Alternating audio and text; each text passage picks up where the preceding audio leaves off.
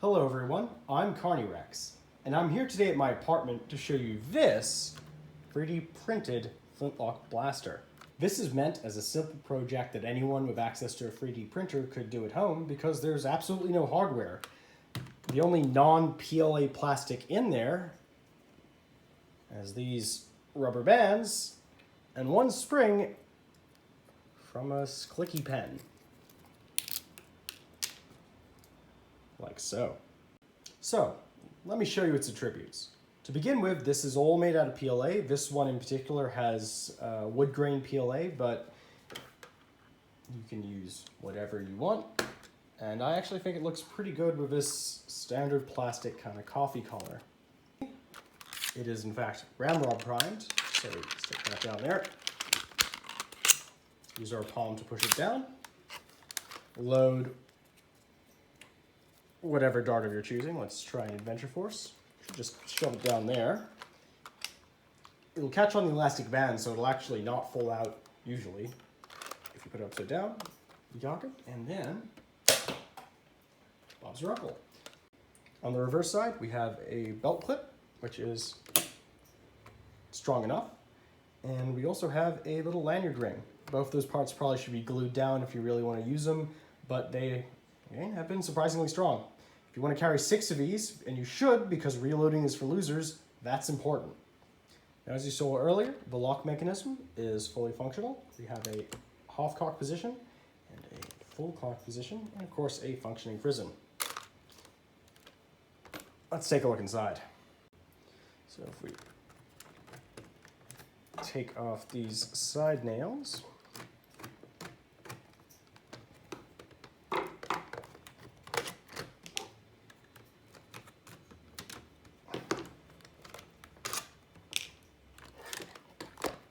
have a look at how the lock mechanism actually works. And yeah, not much more to it. And if we look on the inside, we can see the first non-printed part, the spring from earlier. So there's the catch. Well, let's go find the rest of the non-printed bits. Okay, so this little screw here is what holds this barrel sleeve on. You can get an idea of what the internals are. So I just took off one of the rubber bands, that's fine. So we have what is essentially a really beefed up version of the Wasteland Ranger. I'm gonna have to hold those with my finger. But yeah, you push like that. Put those out of the way. Then boom goes the dynamite. Welcome to the Carney Rex indoor range. We have ourselves a 25-meter length with little yellow markers every 5 meters. Size 32, rubber band, standard office, full-length dart.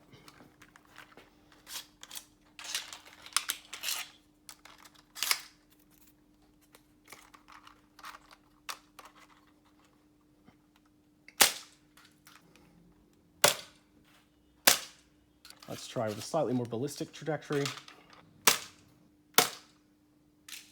Okay, 20 meters again. All right, size 32 rubber bands, 4 of them. And we'll be using these poorly made half-length darts. Let's try some angled shots.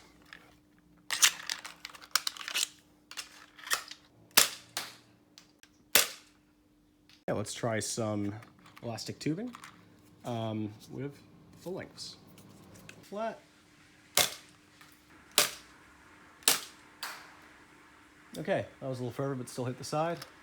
It's historically accurate inaccuracy. Okay, let's actually try some purposefully. Little shots. Please, no one's come down here in all this time. Anyway, all right. Angle towards the exit sign.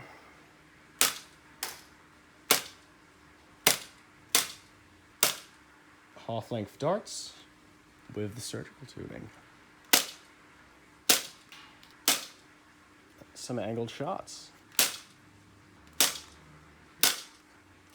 2 Office 32 rubber bands. And I've put in the dart post sled as well, so we should be able to load and prime in the same action without crushing the dart.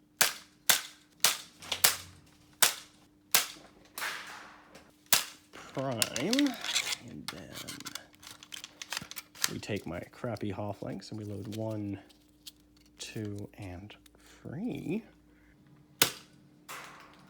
We have a crappy blunderbuss.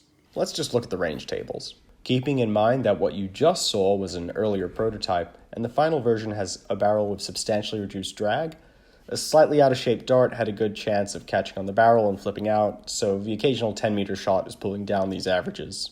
It's not the most powerful thing in the world, but you are still able to beat many stock blasters with a blaster made from cornstarch plastic and stationary. The latex tubing won out, even with the half lengths I cut using scissors. However, I'd actually recommend 4 or 5 size 32 rubber bands over the tubing. You'll lose a couple meters, but multiple rubber bands wear out slower, and if any snap, the blaster still works fine. If you look around online, there are some great resources for finding the best rubber bands for the job. I've used some generic stuff from my local stationery shop. Before we finish, how about a little insight into the design process? There, that's the process. So, if you want one of your own of these janky monstrosities, the files are linked in the video description. And again, if you have access to any 3D printer, Ender-free size and up, you'll be able to make one of these. I may be doing a short run of commissions. Check my Etsy store. The assembly video is up next. Happy hunting.